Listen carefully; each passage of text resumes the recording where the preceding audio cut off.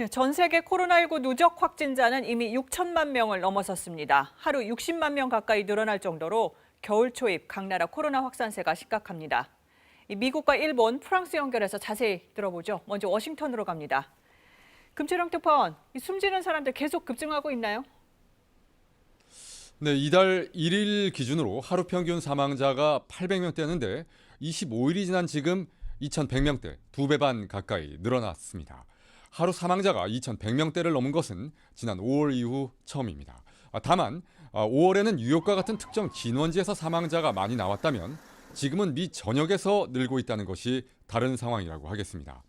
현재 확진자 수가 1,280만 명대를 기록 중인 미국에선 호흡곤란으로 쓰러질 정도의 중증 환자가 아니면 아예 입원하기도 힘든 상황입니다. 현재 코로나19 증상으로 입원 중인 환자가 9만 명 가까이 되는데 입원 환자 수가 2주 연속 매일 기록을 갈아치우고 있어서 하루 평균 사망자 수도 더 늘어날 것이란 분석입니다. 네, 도쿄 황현태 특파원, 일본도 세 번째 유행이 진행 중이죠. 특히 중증 환자가 많다면서요? 네, 오늘도 수도 도쿄에서만 481명의 확진자가 나왔습니다. 확진자가 늘면서 병상 부족 사태도 현실화하고 있는데요.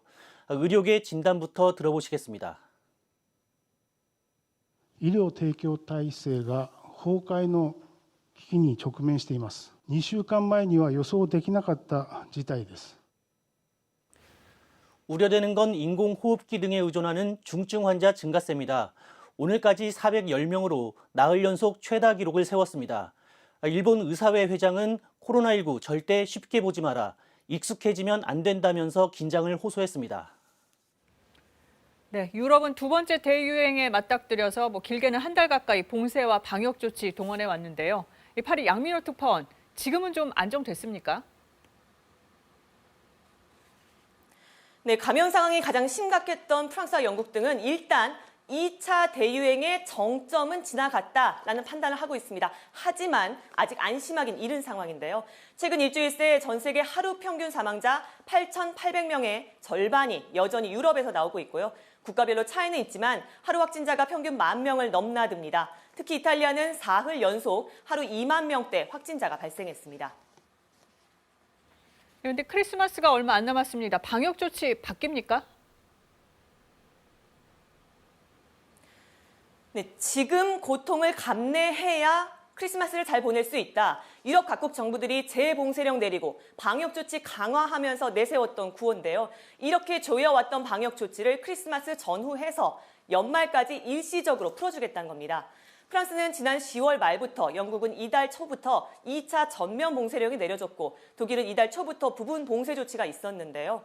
모두 성탄절을 앞두고 단계적으로 완화하기로 했습니다.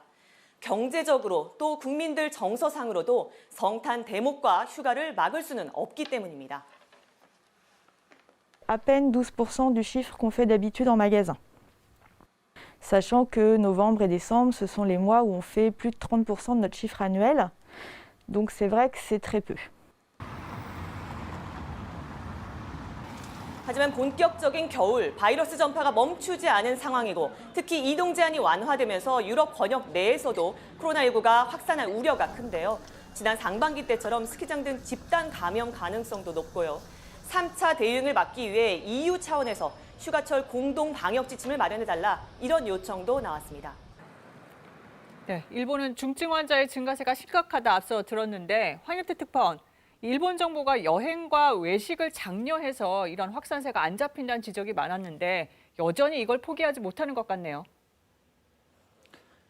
네, 경기 부양과 방역을 동시에 하겠다는 원칙 여전합니다.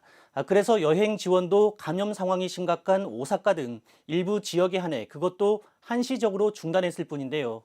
그 정부는 지자체장들이 먼저 사업 중단을 요청해달라, 반면에 지자체들은 사업을 시작한 정부가 판단하라면서 책임을 떠넘기는 모습까지 보입니다. 스가 총리의 경우 연말연시 조용한 모임을 갖자면서 이른바 마스크 외식을 권하기도 했는데요. 실제로 일본 후생 노동상, 도쿄 인근의 가나가와현 지사, 또 외식업계 등이 회식용 마스크를 잇따라 선보이면서 오히려 감염 위험을 더 키운다, 이런 논란을 자초하기도 했습니다. 네, 미국도 최대 명절인 추수감사절 연휴입니다. 이 슈퍼 전파가 일어날 수도 있는데 방역 당국은 뭐라고 하나요? 네, 오늘부터 다음 주 초까지 대략 5천만 명 정도가 추수감사절 연휴를 맞아서 미 전역에서 이동할 것으로 보입니다. 이동하는 사람들을 따라서 코로나 바이러스 역시 더 빠르게 번질 가능성이 있기 때문에 보건당국은 가급적 이동하지 말라라고 권고하고 있습니다. 바이든 미 대통령 당선인은 이동 자제를 호소하는 대국민 연설을 하기도 했습니다. 한번 들어보시겠습니다. This is the moment where we need to steel our spines, redouble our efforts, and recommit ourselves to the fight. Let's remember, we're all in this together. 가족 간에 모이는 전통을 포기하는 게 힘들다는 걸 알지만 자신도 부인과 딸 부부와 함께만 추수감사절 식사를 할 것이다 이렇게 말을 했습니다. 네, 지금까지 미국과 프랑스, 일본 현지 코로나 상황 알아봤습니다.